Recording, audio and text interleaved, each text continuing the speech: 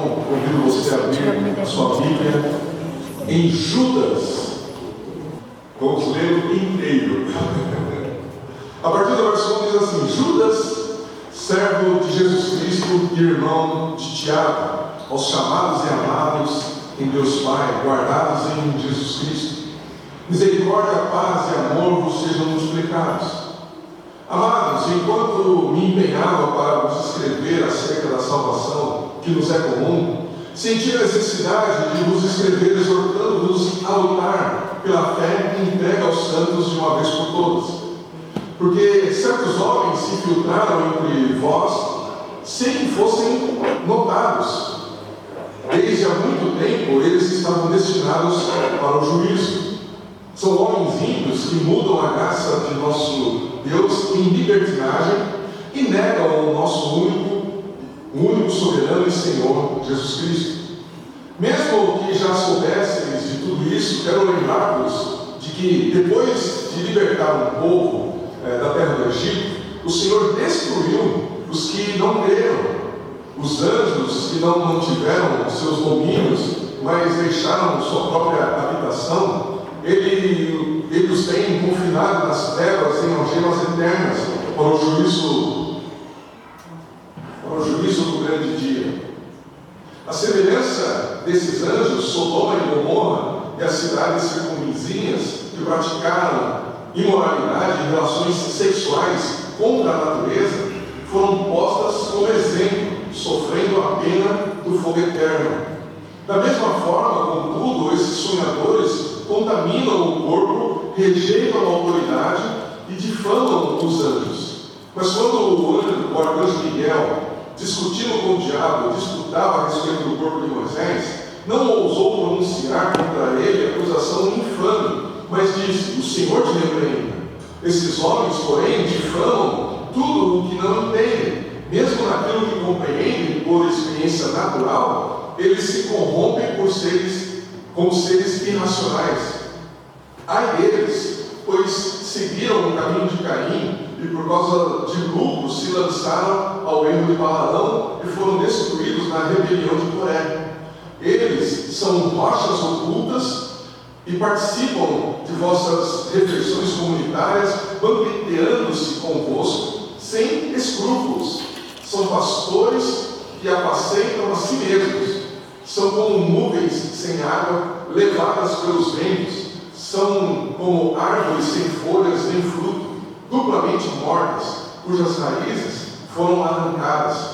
São como as ondas bravias do mar, espumando suas próprias indecências, estrelas fora de curso, para as quais a escuridão das trevas tem sido reservada para sempre.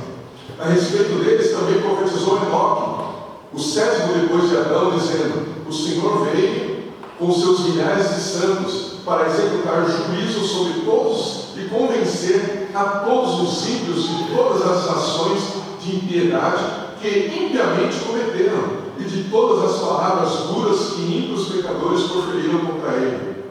Tais homens vivem a reclamar e a se queixar, dominados por seus próprios desejos.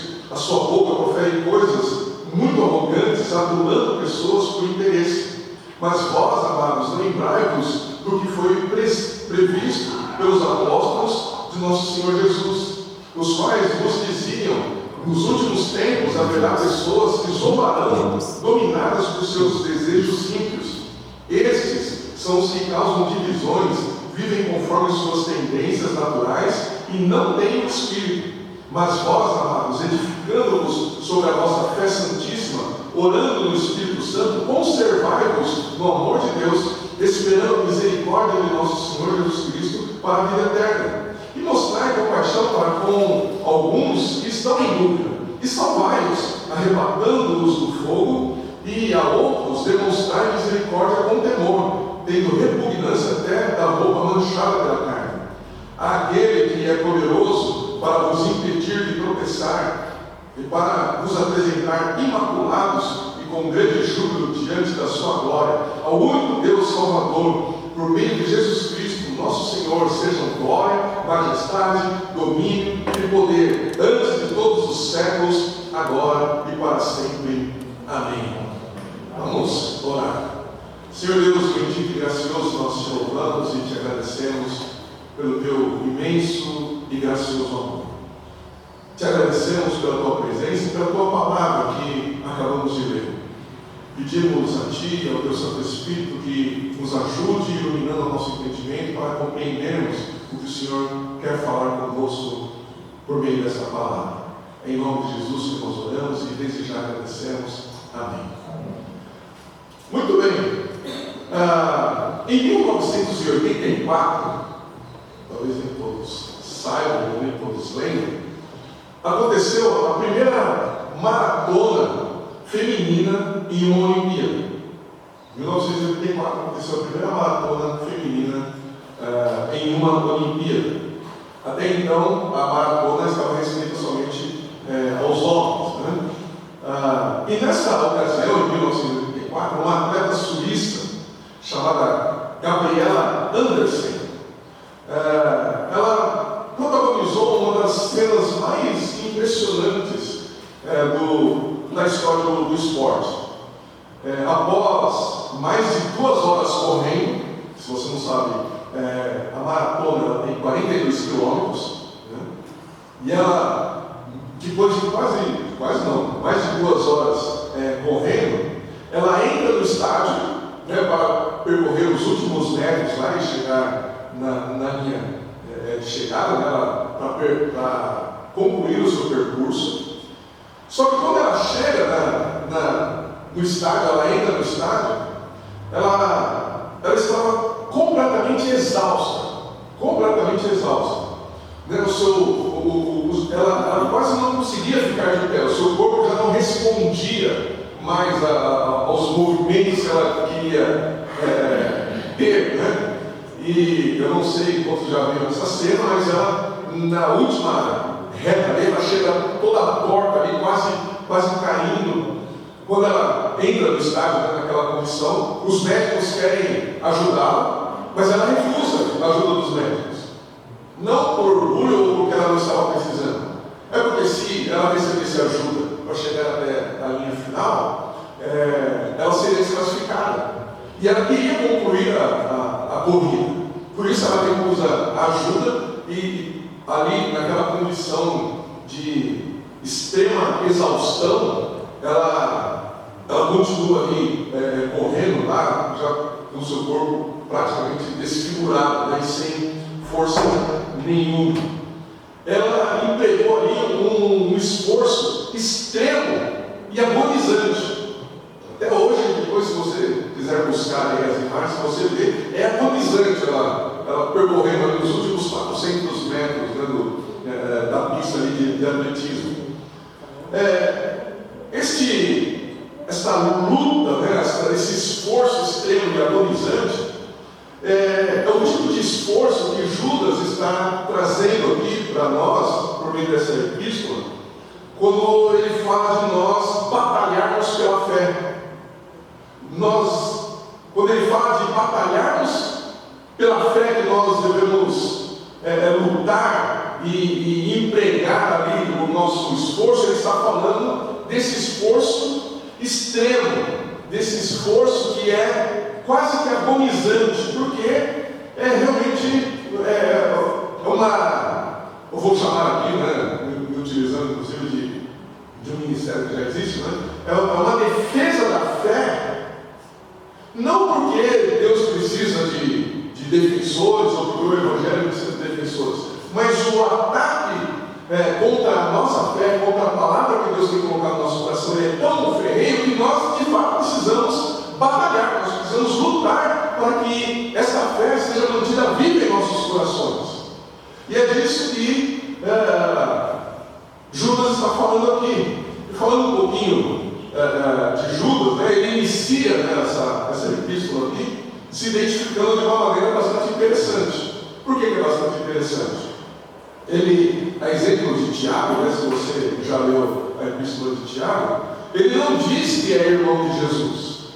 Apesar de ser, esse Judas aqui é o Judas, irmão de Jesus. Ele se identifica como irmão de Tiago, né? E Tiago, a gente sabe que também era meio irmão de Jesus, né? Então Judas e Tiago são meio irmãos de Jesus. Por que meio irmãos? Porque eles são irmãos por parte de mãe, né? Mas ele se apresenta aqui como servo de Jesus, não como irmão de Jesus, justamente porque a relação entre Judas, Tiago, né, e Jesus mudou no momento em que Jesus morreu e ressuscitou. Eles já não se identificavam somente, apesar de ser, eles não se identificavam somente como irmãos naturais de Jesus, porque agora eles entendiam que Jesus era Senhor sobre eles. A gente acabou de cantar aqui: Senhor, o meu coração é teu. Ele é Senhor sobre as nossas vidas. Ele tem autoridade sobre nós. Nós estamos submissos a esse Senhor e Rei que nos comprou com o seu próprio sangue. Nós pertencemos a Ele. Judas, ele entende que agora ele pertence a Jesus. E quando ele identifica aqui, né, se identifica como escravo de Cristo, o que ele está declarando explicitamente é que a sua vida, incluindo o seu corpo e todas as suas forças, agora pertencem a Cristo. Ele é de Cristo, Cristo é seu Senhor. Por isso que ele se identifica como escravo de Cristo, irmão de Tiago. Tiago já era um líder muito respeitado, né, no primeiro século para a igreja. E Judas, né, apesar de não ser um pastor ali, né, de alguma igreja específica, ele também era bastante respeitado, né, na comunidade da fé. Então essa expressão indica que Judas ele se coloca como escravo de Cristo e também indica que ele estava a serviço de seu Senhor. Então, logo de cara, ele está dizendo: Jesus Cristo é o meu Senhor e eu estou a serviço dele. Não estou aqui para falar daquilo que eu acho, daquilo que eu penso, daquilo que eu quero. A gente vai ver isso daqui a pouco. Eu estou aqui a serviço de Jesus, que é o nosso Senhor. A sua intenção inicial ao escrever essa epístola era cooperar, né, com o pensamento e cooperar com o entendimento a respeito da salvação e da fé em Jesus. Ele começa, ou ele pensa em escrever essa epístola para edificar os irmãos a respeito da salvação, para falar a respeito da salvação. E é interessante porque no verso 3, né, ele diz o seguinte: amados, enquanto me empenhava. Então veja, o que envolve esse empenho? Envolve estudo, envolve formular de forma coerente e de forma clara aquilo que ele estava pretendendo passar para os irmãos. Ele não estava escrevendo de qualquer jeito, ele realmente se empenhava. E caso você não saiba, o empenho para se preparar uma mensagem, alguém sério, né? É muito desgastante, porque você lê e relê o texto várias vezes, diversas vezes. O pastor Russell Shedd, ele dizia o seguinte: que você, para ter um bom entendimento, né, das escrituras que você vai expor, da porção da escritura que você vai expor, você tem que ler no mínimo 50 vezes o texto. Os mais moderados, né, falam que 15 vezes já é o suficiente. Mas, se a gente for comparar, né, quem foi o Russell Shedd, quem somos nós? Né? Se o Russell Shedd falar que nós temos que ler pelo menos 50 vezes o texto, né, imagina alguns textos que a gente leu, né, como estava expondo Neemias, né? Aquele monte de nomes. Ler 50 vezes qual é aqueles nomes. Né? Mas o que eu quero colocar aqui é que Judas realmente se empenhou em escrever ou em estudar para falar acerca da salvação com os irmãos. Né? Ele escreve essa epístola aqui de forma geral, para todos os irmãos. Mas, conforme diz o texto, e ele mesmo declara isso, né? Continuando aqui no verso 3, ele fala: senti a necessidade de vos escrever, exortando-vos a lutar pela fé entregue aos santos de uma vez por todas. Ou seja, enquanto ele se debruçava para tratar sobre a salvação, a redenção e a certeza do nosso destino eterno por meio da fé em Jesus Cristo, Judas ele sente essa necessidade de exortar os irmãos para lutar e combater a respeito da fé. Então, isso acontece muitas vezes com nós que pregamos o Evangelho. A gente, num primeiro momento, a gente olha no texto, a gente lê o texto e vai com uma intenção. Mas conforme a gente vai estudando, conforme a gente vai lendo, muitas vezes o Espírito Santo nos leva a falar outra coisa do que a gente queria. Não que aquilo que a gente queria seja errado ou seja desprezível, nada disso. Mas a intenção do Espírito, conhecendo a necessidade do coração de cada um da sua igreja, muitas vezes ele nos leva a falar coisas e exortar acerca de coisas que a gente não queria falar naquele momento. E foi dessa forma que eu vim para esse texto. Eu li Judas pensando em falar, em dar ênfase a outra coisa, mas o que o Espírito me conduziu, e é o que eu vou expor aqui, foi para outra direção. Uma direção que o Espírito mesmo direcionou. E como, a exemplo de Judas, né? Eu sou um servo de Cristo, estou a serviço dele, não estou aqui para falar daquilo que eu quero, mas daquilo que ele quer. Afinal de contas, a igreja dele não é minha. A responsabilidade que eu tenho diante dele é de falar aquilo que ele quer. E aquilo que ele quer falar é aquilo que nós precisamos ouvir. Amém? Uma vez então que nós recebemos a mensagem da fé em nosso coração, em primeiro lugar, o que nós precisamos nos atentar é que nós precisamos manter o nosso coração e a nossa consciência livre de toda e qualquer contaminação.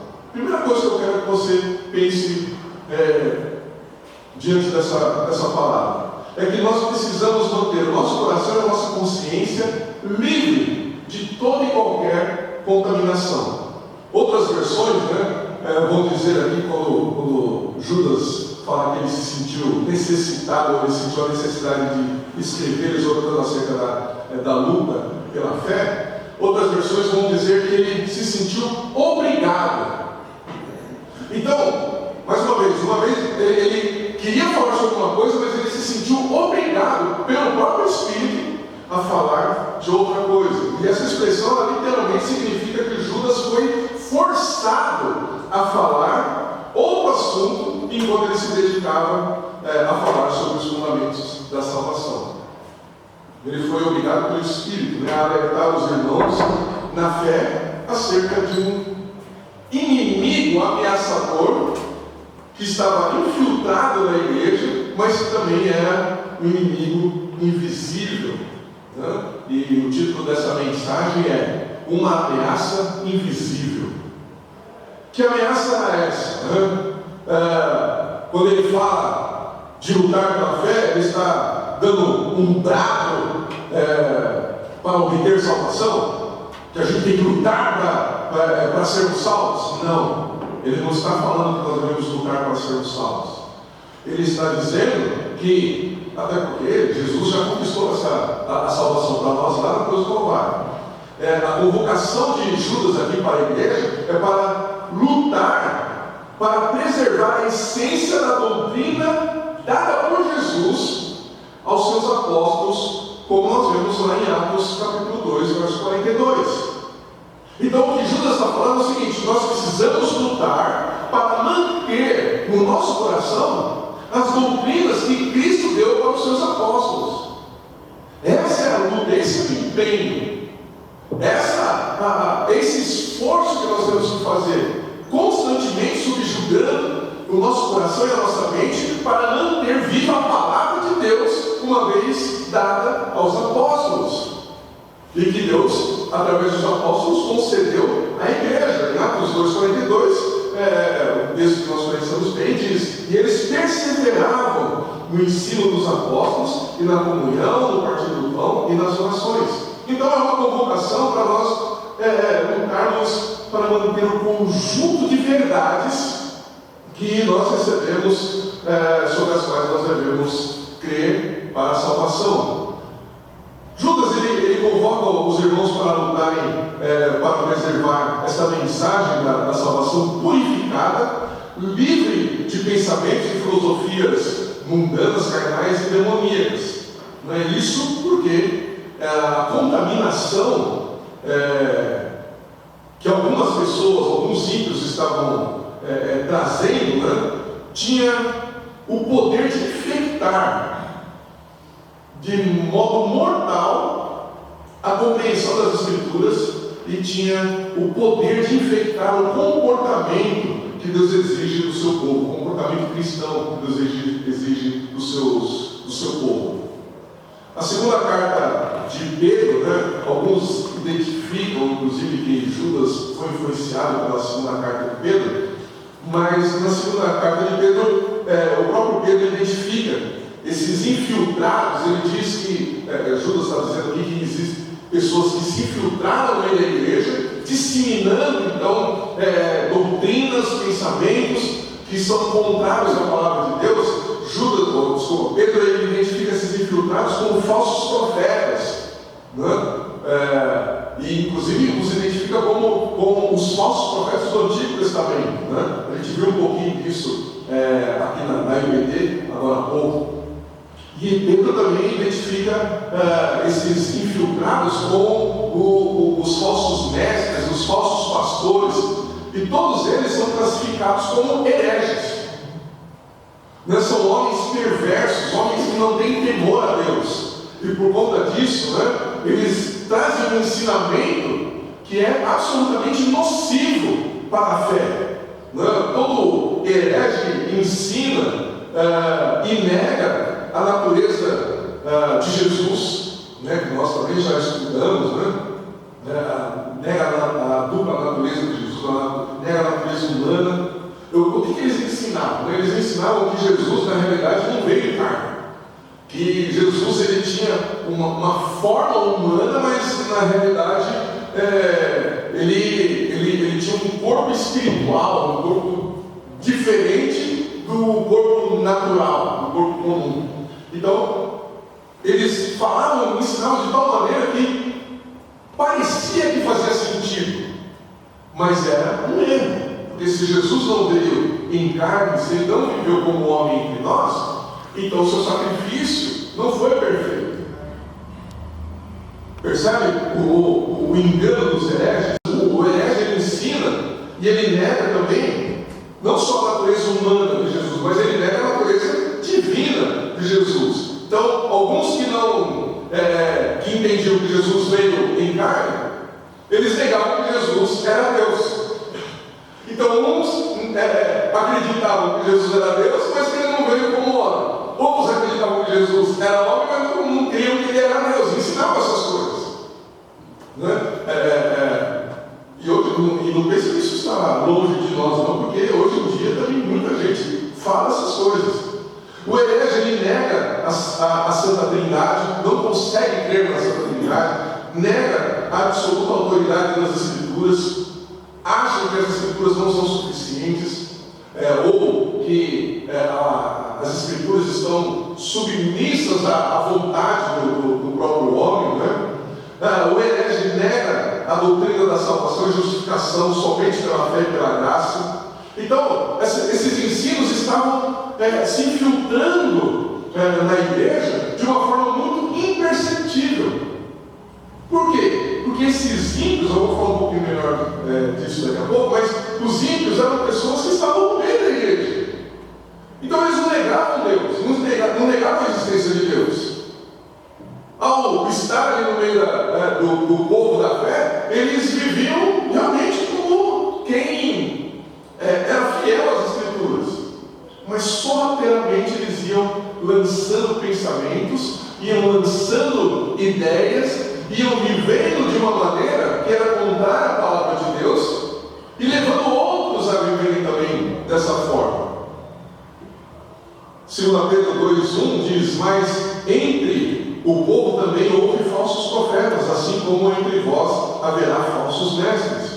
As ocultas introduzirão heresias destruidoras, negando até ao Senhor que os resgatou e trazendo sobre si mesmos repentina destruição. Então a questão é que eles se infiltraram na igreja e, sem serem percebidos, começaram a disseminar falsas doutrinas.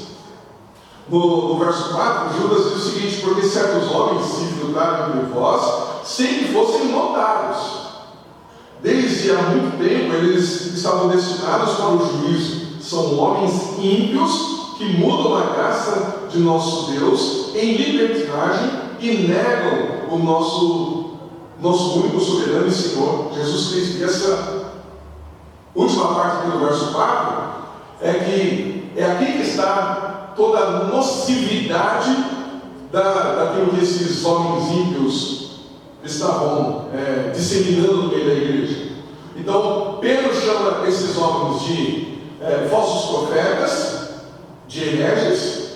Judas chama esses deturpadores da graça de ímpios. E como eu disse, o ímpio, ele não é somente uma pessoa que declaradamente nega a Deus. O ímpio necessariamente não vai negar Deus.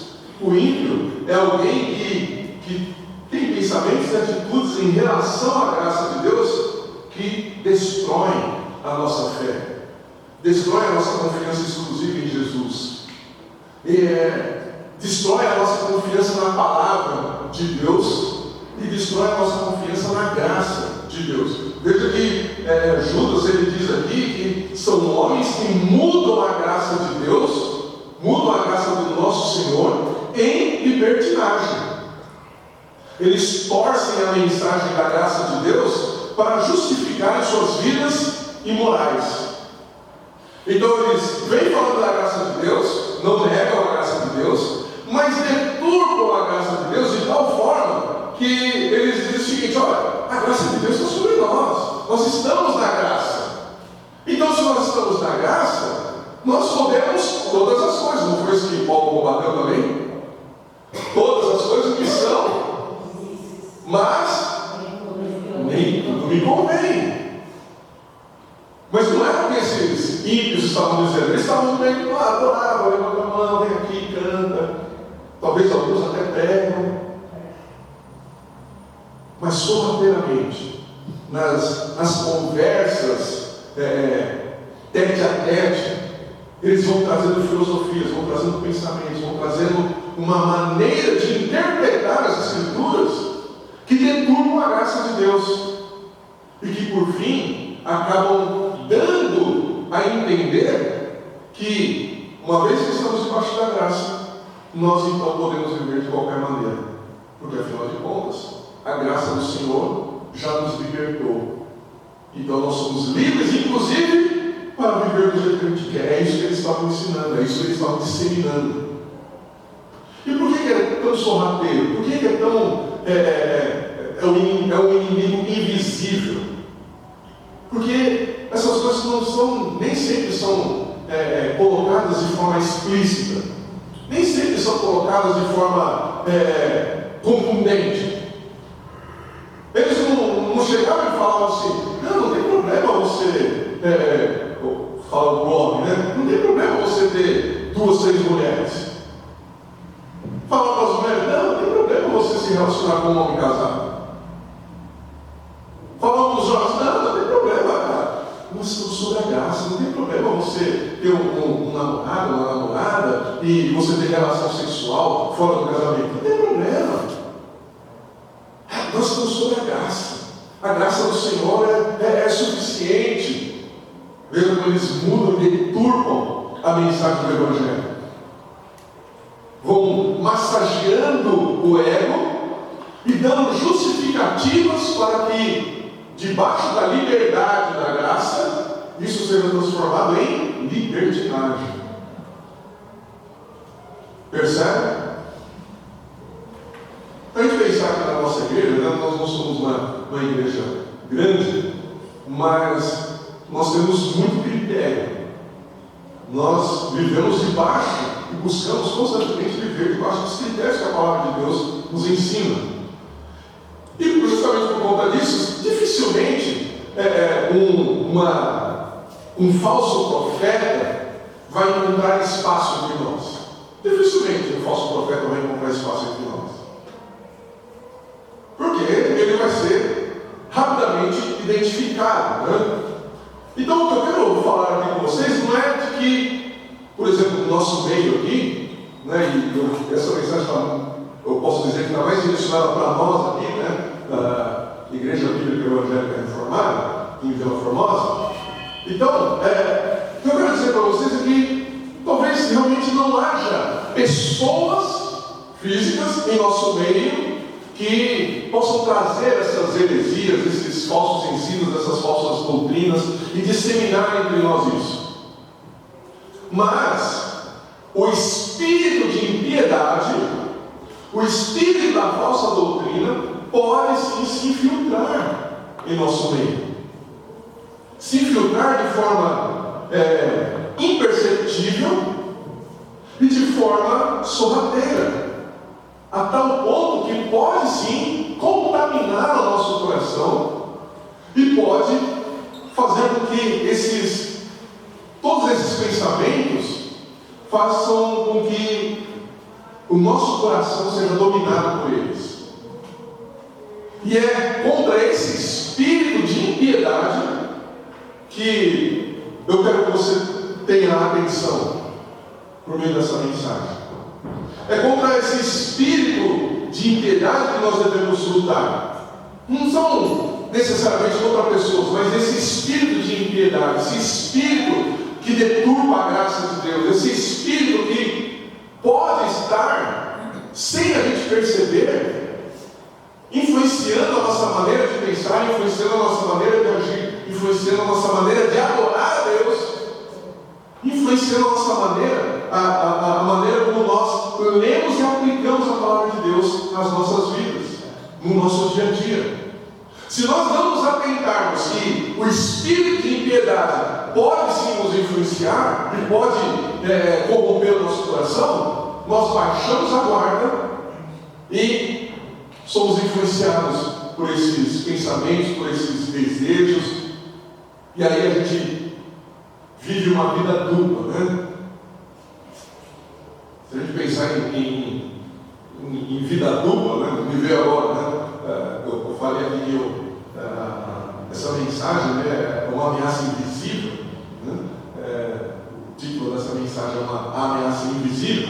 Pensa num agente, né? Um agente secreto, né? O agente secreto, ele não chega, por exemplo, num país inimigo do país dele e fala assim: olha, estou aqui para ver como é que vocês fazem, para falar para o meu chefe, o chefe da minha nação. Não. Ele se infiltra ali como se fosse daquela nação, como se estivesse defendendo ali as prerrogativas daquela nação, mas ele está ali colhendo informação, está ali tentando arregimentar, né, alguns traidores. Ele fica ali sorrateiro e fica não, mas não podia ser diferente, não. Poxa, esse governo, né? Então, e se a gente fizer diferente? Né? Foi o seguinte, me passa algumas informações aqui que eu te dou alguns privilégios. Sorrateiramente, o espírito da impiedade, ele vai negociando, vai tentando negociar com o nosso coração e com a nossa mente, para que a gente justamente negocie os padrões de vida que Deus estabelece para nós. E mais uma vez, se nós não nos atentarmos que esse espírito de impiedade pode sim afetar o nosso coração e a nossa mente, nós corremos o risco de aceitar as sugestões desse espírito de impiedade e sucumbirmos a ele.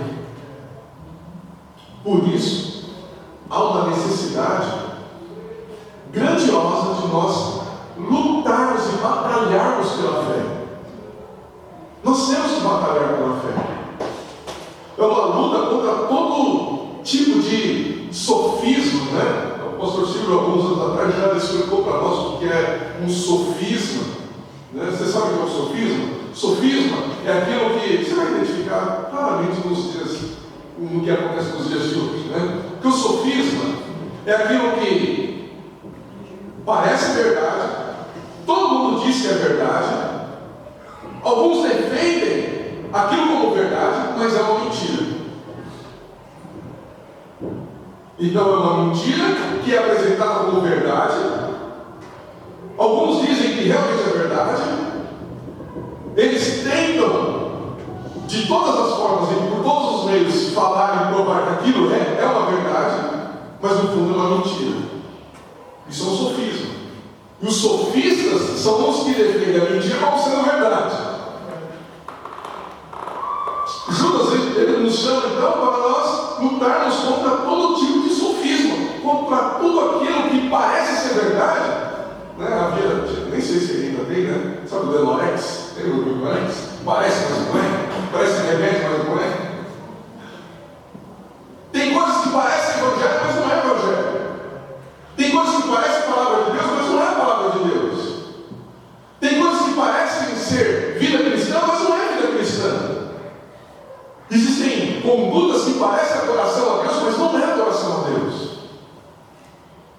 Existem alguns que parecem ser mestres e pastores levantados por Deus, mas não são. Existe uma vida, como eu disse, que parece ser cristã, mas que não é. É contra isso que nós temos que lutar. Paulo fala em 2 Coríntios 10:5: destruímos raciocínios de toda arrogância que se ergue contra o conhecimento de Deus, levando cativo todo pensamento para a obediência a Cristo. Olha só o que Paulo fala: destruímos raciocínios. O que é isso? Não é nós ficarmos passivos. Alguns, né? E muitas vezes a gente chega a pensar que, como eu disse há pouco, né? Deus não precisa de defensores, o Evangelho não precisa de defensores. É claro que se nós pensarmos na instância da autoridade, que é Deus e a palavra de Deus, não sou eu que tenho que chegar e falar assim que a palavra de Deus é verdade, porque ela mesma se prova e se apresenta como verdade. Eu não preciso dizer que o Deus de Israel, o Deus, o Jesus Cristo, é o verdadeiro e único Deus, porque é o próprio Jesus. Ele faz isso, ele se apresenta como sendo o único e suficiente Deus e Salvador das nossas vidas.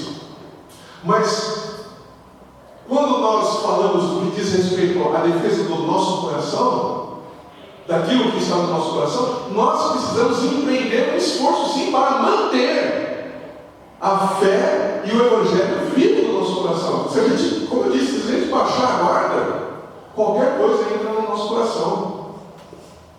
E aí a gente aceita e recebe qualquer coisa.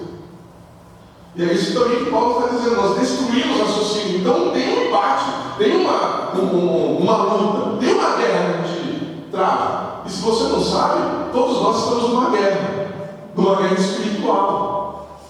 E temos que lutar nessa guerra, a gente não pode ficar passivo. Paulo vai falar em Efésios lá sobre a armadura de Deus. A armadura de Deus, se você observar bem ali, ela é composta por elementos ou armas de defesa e de ataque. Tem o escudo da fé, mas tem a espada. Tem o cinto, tem o cinturão da salvação. Tem o calçado, né, do Evangelho. Então tem os elementos que compõem a armadura que Deus nos dá. Tem armas de ataque e de defesa. Então a gente não fica só se defendendo. A gente não fica, o inimigo nos atacando, a gente só se defendendo. A gente também tem que ir para o ataque. E toda vez que você falar da sua fé de forma genuína, inimigos vão se levantar contra você. E não adianta você querer fugir. Porque toda vez que você falar sobre vida de santidade, por exemplo, um monte de gente, o mundo vai se levantar contra você e vai falar: não, isso daí, você é fundamentalista. Até certo ponto somos, porque nós devemos viver sobre os fundamentos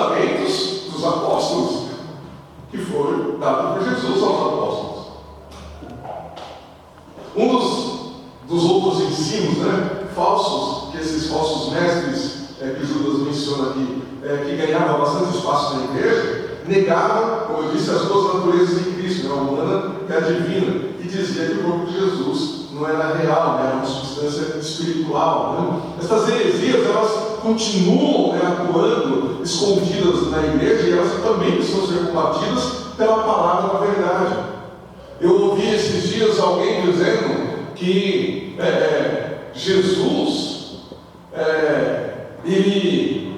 se ele foi 100% homem, então ele pecou.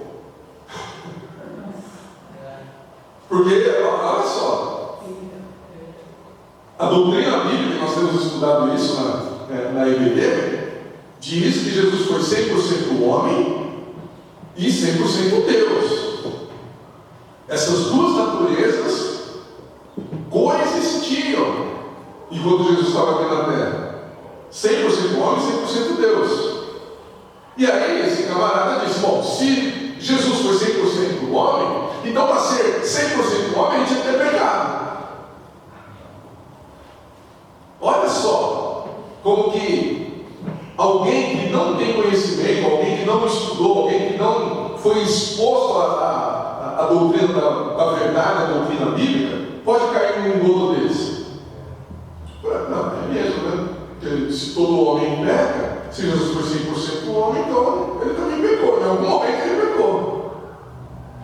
E aí a pessoa começa a colocar em dúvida as próprias escrituras. Porque ele vai falar assim, bom, se Jesus pecou, isso não está na Bíblia, então como que eu posso confiar na Bíblia? A Bíblia não está falando toda a verdade. Então, quer dizer, essa palavra não é confiável. Então eu vou começar a tirar aqui alguns elementos da palavra, do que serve para mim, do que não servir, o que for duvidoso, então eu não vou acreditar. Então essas escrituras não são a palavra de Deus, elas contêm a palavra de Deus. Percebe como é muito sutil? Você começa a enxergar a Bíblia como sendo um conjunto de escritos, e nesse conjunto de escritos há alguma coisa que é genuinamente a palavra de Deus, mas não totalmente a palavra de Deus, que é o contrário do que de fato nós cremos, que a palavra de Deus nas Escrituras, ela é 100% palavra de Deus. É Deus falando conosco, não é que ela contém a palavra de Deus, ela é a palavra de Deus. E quando você lê a Bíblia, é Deus falando com você. Por isso que nós estamos vendo esse texto aqui de Judas, e é Deus falando conosco para nós lutarmos, para não permitirmos que qualquer tipo de pensamento, filosofia ou atitude contrarie as verdades que Ele colocou em nossos corações e que Ele reafirma dia a dia por meio da sua própria Escritura.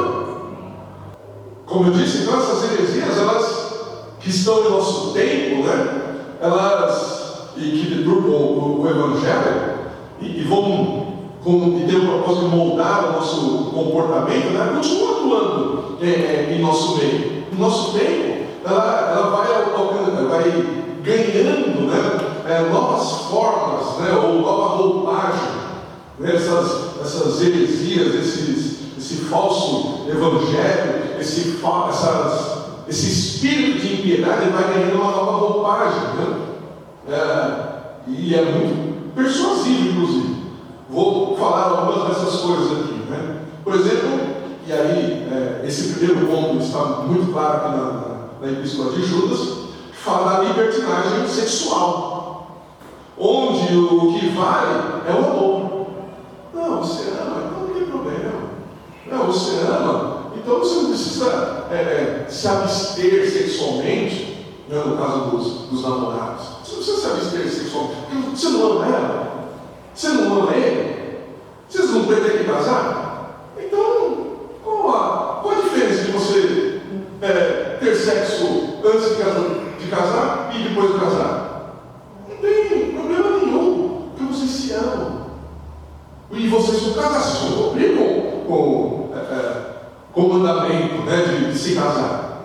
Então a libertinagem sexual é uma deturpação da graça de Deus. E esse é o principal ponto aqui de Judas. Mas nos nossos dias, há uma nova roupagem dessas libertinagens da graça de Deus, que se apresentam como a roupagem da justiça social, por exemplo, que tomou o lugar da doutrina bíblica da responsabilidade social. Uma coisa é responsabilidade social, outra coisa é justiça social. Justiça social é essa ideologia aí, que está muito disseminada entre nós. A responsabilidade social, ela nos leva a perceber a necessidade do próximo e suprir essa necessidade, uma vez que Deus nos deu a condição para isso. A justiça social é completamente diferente. Nos faz culpados por termos alguma coisa, como fruto do nosso trabalho, e quer que a gente doe tudo para os outros. A roupagem dos nossos dias também vem se apresentando como luta racial, que não pode ser confundida com a doutrina bíblica, onde Jesus, ou onde em Jesus, todos nós somos iguais e não tem diferença não deve haver diferença de tratamento, não deve haver diferenciação de oportunidades, por exemplo, quem é rico então tem mais oportunidades na igreja, ou tem um tratamento diferenciado do que quem é pobre. A gente não pode confundir com a doutrina bíblica que trata do tratamento igual entre homem e mulher, do respeito que o homem deve ter pela mulher e a mulher deve ter pelo homem. A gente não pode confundir essas coisas, porque a roupagem da luta racial hoje em dia deturpa a maneira como nós vemos as Escrituras, ou pode deturpar a maneira como nós vemos as Escrituras, e nos levar para um pensamento ideológico que, em nome de uma compensação, traz uma outra diferenciação. Entende? Ganhou também, nos nossos dias, uma nova roupagem, a luta de classes. Hoje em dia, o negócio é luta de classes.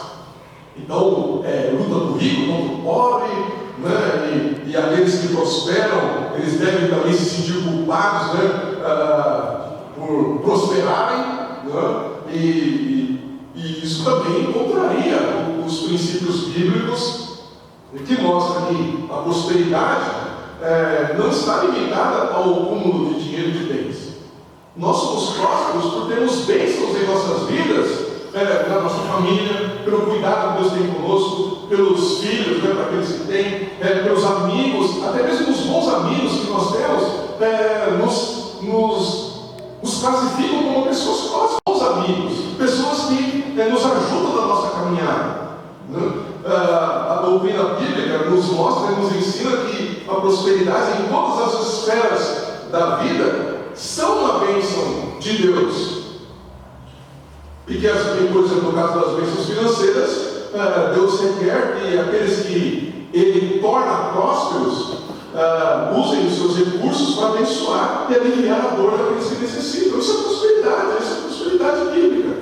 E ninguém que é próspero por Deus pode se sentir ou deve se sentir culpado por essa prosperidade, porque outros não são. Percebe?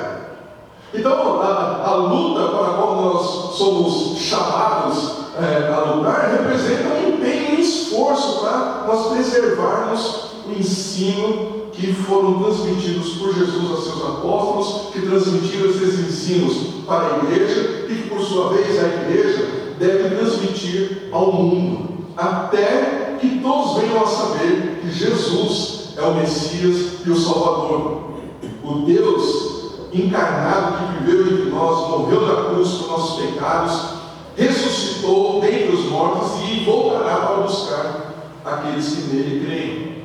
É nisto que nós temos que lutar. É contra isso que nós temos que lutar, contra esse espírito de impiedade. Porque o espírito de impiedade, ele reinterpreta a graça de Deus para dizer que, uma vez que nós fomos alcançados, como eu já disse, pela graça de Deus, não importa como a gente vive, e não importa o que a gente faz com o nosso corpo. É como se as Escrituras tivessem sido importantes para nós, até nós conhecermos a graça. Mas agora que a gente conhece a graça, então nós temos uma liberdade que nos coloca num outro nível. Então as Escrituras já não precisam mais ser aplicadas na nossa vida. A gente está um pouquinho assim. As Escrituras agora é para quem ainda está no pecado, é para quem ainda não conheceu a graça, é para quem ainda está longe da comunhão com Deus. Nós que estamos em comunhão com Deus, então, sabe, a gente pode viver de uma outra maneira, porque agora nós somos, aquilo que a gente faz já não é mais pecado, porque estamos na graça. Olha como que isso pode, de alguma forma, te levar a justificar os seus pecados. De alguma forma isso pode te levar a praticar aquilo que ofende a Deus, mas você vai se justificando. Não, Deus é amor. Deus não vai me punir por causa disso, porque eu reconheço que Ele é Deus. Eu reconheço que Ele morreu na cruz, que Jesus morreu na cruz por mim. O sangue de Jesus está sobre mim. Então, se o sangue de Jesus está sobre mim, então aquilo que eu faço já não é mais pecado. Olha como que esses pensamentos podem entrar de forma perversa na nossa vida e no nosso coração. Estou terminando já. Paulo, ele vai falar sobre os que relativizam o pecado, lá em Romanos capítulo 6, verso 1, ele diz, aliás, você pode ler Romanos capítulo 6 inteiro, e, na verdade eu recomendo até que você leia Romanos inteiro, né? Mas no capítulo 6, eu recomendo que você leia inteiro, mas eu vou ler só o verso 1 que ele diz, que diremos então? Permaneceremos no pecado para que a graça se destaque? Qual era o ponto aqui? Alguns estavam defendendo, bom, se a graça de Deus se manifesta pelo fato de nós termos sido pecadores, então, se nós pecarmos, a graça vai se manifestar ainda de forma maior. Então, se a gente peca, se a gente quer mais graça, né? A gente peca mais, tem mais graça. Mas na realidade não quer nada desgraça. Ao invés de sermos agraciados, estamos sendo desgraçados. Paulo vai falar, no Tito, capítulo 1, verso 16, o seguinte: eles afirmam que conhecem a Deus, mas negam por suas obras, são detestáveis, desobedientes, incapazes de qualquer boa obra. Esses deturpam a licitude das coisas, de todas as coisas, como Paulo fala lá em 1 Coríntios 6:12, onde ele diz: todas as coisas me são permitidas, mas nem todas são proveitosas, ou nem todas me convêm. Todas as coisas me são permitidas, mas eu não me deixarei dominar por nenhuma delas. Dos versos 5 ao 16, aqui de Judas, Judas ele olha para a sentença de Deus, derramada sobre os ímpios no passado, sobre os incrédulos, sobre os desobedientes, para apontar a sentença de Deus que está preparada para o futuro dos que vivem hoje na impiedade e abraçam esse espírito de impiedade. E eu quero concluir nessa mensagem aqui, que já está longa, pensando no seguinte: como nós devemos, ou com que nós devemos nos preocupar de fato? Nós temos que nos preocupar e combater todos esses pensamentos e ensinos que vão, de forma sorrateira, deturbando a sã doutrina que nós recebemos por meio das Escrituras, que influenciam e corrompem o nosso comportamento cristão, tudo aquilo que muda o nosso comportamento cristão, que é exigido por Deus nas Escrituras. Nós temos que combater isso. Todo tipo de pensamento que contraria as Escrituras, nós temos que combater.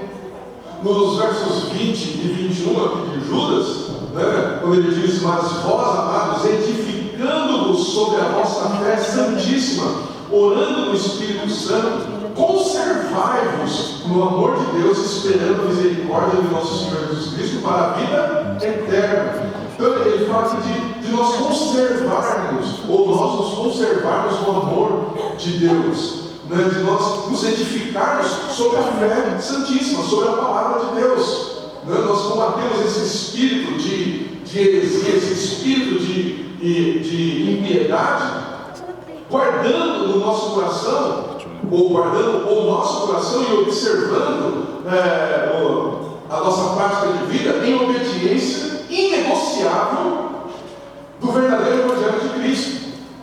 É dessa forma que nós começamos a combater esse espírito de impiedade, guardando o nosso coração pela observação e obediência à palavra de Deus, ao verdadeiro Evangelho de Cristo.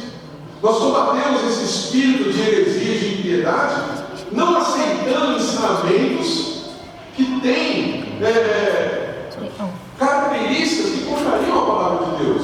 E como que a gente faz isso? Examinando qualquer ensinamento de forma rigorosa e criteriosa com as Escrituras, comparando as Escrituras e com a doutrina apostólica.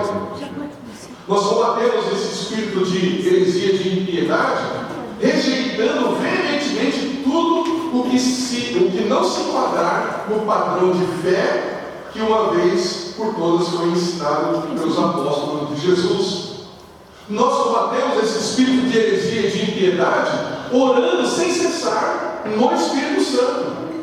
Sem uma vida de oração, nós também não somos, vamos usar uma expressão aqui, para nós entendermos, nós não somos blindados contra esse espírito de impiedade. Nós combatemos o espírito de impiedade, de heresia, conservando-nos no amor de Deus, como ele diz no verso 20. Nós combatemos esse espírito de heresia e de impiedade, mantendo a nossa esperança em Jesus para a vida eterna. E como deve ser a nossa relação com os irmãos? A nossa relação com os irmãos, Judas diz aqui nos versos 22 e 23, que deve ser uma relação de compaixão. Por quê? Porque alguns são mais imaturos, e por causa dessa imaturidade, eles são muito mais facilmente levados por esses ventos de doutrina, e são muito mais influenciáveis em relação a esse espírito de impiedade. E nós devemos então ter compaixão. Judas ele diz, e mostrar compaixão para com os que estão em dúvida. Não é acusação, é compaixão. É se colocar no lugar deles, no sentido de que nós temos que entender que eles ainda não alcançaram essa maturidade espiritual que os ajuda a combater esse espírito de impiedade. E aí nós temos que ajudar esses irmãos a perceber e a identificar essas falsas doutrinas, esses falsos ensinos, esse espírito de impiedade, e até mesmo a vida de pecado que eles estão levando e tentando justificar essa vida de pecado com esses pensamentos. Nós temos que ajudar esses irmãos. Nós temos que demonstrar para eles que a vida de pecado e o pensamento que eles estão abraçando os coloquem em oposição ao próprio Deus. Mas isso de forma compassiva, isso com muito amor. Então, para aqueles que estão em dúvidas, como Judas diz aqui, nós temos que ter essa compaixão. Verso 23 ele diz que nós temos que nos mostra que nós temos que nos empenhar para salvar esses irmãos. Não a salvação eterna, mas a salvação no sentido de livrá-los da influência desse espírito de heresia e de impiedade, para que eles no final não sejam condenados junto com aqueles que não se convertem ao Senhor. Em relação aos que resistem à exortação, ainda aqui no verso 23, na parte B, Judas ele diz o seguinte: e há outros, veja que ele faz uma distinção aqui entre os irmãos que estão na dúvida e outros. Esses outros aqui, ele diz: demonstrar misericórdia com temor, tendo repugnância até da roupa manchada pela carne. Nós devemos agir com misericórdia. Isso significa que nós devemos odiar o modo de vida pecaminoso e ímpio que eles levam, ao mesmo tempo que nós os tratamos com a esperança de que Deus possa resgatá-los dessa vã maneira de viver. Isso é agir com misericórdia. Você não abraça, você não aceita, você não recebe aquilo que eles dizem, a maneira como eles vivem, mas você mantém no seu coração a esperança viva de que Deus pode convertê-los, que Deus pode quebrar o coração coração desse e você ora nesse sentido. Mas você não anda com eles. Você não compartilha das mesmas ideias que eles. Você não, pensando nos salmos, você não se senta à roda dos escarnecedores e escarnece junto com eles. Você clama a Deus pela salvação deles. E por fim, no versos 24 e 25, Judas, ele nos mostra que nós devemos observar que todo o nosso esforço, ele deve se resumir em confiar plenamente no poder de Deus para nos preservar, proteger e guardar do espírito de impiedade, e isso pelo poder que há no nome de Jesus. Judas diz o seguinte: aquele que é poderoso para vos impedir de tropeçar e para nos apresentar imaculados com grande júbilo diante da sua glória, ao único Deus, nosso Salvador, por meio de Jesus Cristo, nosso Senhor, sejam glória, majestade, domínio e poder, antes de todos os séculos, agora e para todos sempre. Amém. Ele nos diz que nós precisamos confiar plenamente em Jesus, porque Jesus, pelo poder do seu nome, Ele é quem guarda o nosso coração, Ele é quem nos livra da influência desse espírito de impiedade, Ele é quem nos livra das heresias, Ele é quem nos livra do falso evangelho, Ele é quem nos livra do pecado e do espírito do pecado, Ele é quem nos livra dos espíritos demoníacos e dessa conduta de vida que parece cristã, mas que não é. 1 Pedro 1,5, eu termino com esse verso. Pedro diz o seguinte: que sois protegidos pelo poder de Deus mediante a fé, para a salvação preparada para se revelar no último dia. Por meio de Jesus Cristo, nós somos preservados pelo poder de Deus.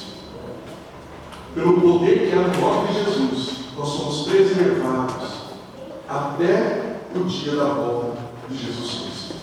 Amém? É isso que eu tinha para compartilhar com vocês. Eu também me estendendo mais do que eu pretendia, mas eu creio que na verdade, tenho convicção de que nós precisamos ouvir essas coisas. Primeiro, porque é a palavra de Deus, e segundo, porque nós estamos sim sob ameaça. E se estamos sob ameaça, nós temos que guardar o nosso coração. Temos que entregá-lo nas mãos do Senhor, como nós cantamos há pouco. E permitir que Ele nos proteja, nos guarde desse espírito de impiedade, desse espírito de heresia, que vai sorrateiramente se filtrando na igreja e querendo penetrar no nosso coração. Amém? Quero orar com você e pedir que Deus nos abençoe e nos ajude a preservarmos a fé evangélica. Senhor Deus, obrigado, Pai, porque por meio da Tua palavra nós entendemos que é uma luta que precisamos travar, uma luta que deve ser batalhada por nós e da qual nós não estamos isentos. Que o Senhor nos ajude, Pai, que o Senhor ajude os meus irmãos, que o Senhor ajude a Tua igreja a, por meio da verdade, identificar aquilo que não é verdade. Que por meio do Evangelho genuíno do Senhor, nós possamos identificar aquilo que não é genuíno. Que por meio da sã doutrina, nós possamos identificar aquilo que não é sã doutrina. E que por meio da Tua palavra e do poder que há no Teu nome, nós possamos perceber esse espírito de impiedade que tenta influenciar o nosso coração e a nossa vida e rejeitar esse espírito, expulsá-lo do nosso meio. E é isso que eu te peço, Pai, que expulse do nosso coração e da nossa mente esse espírito de impiedade.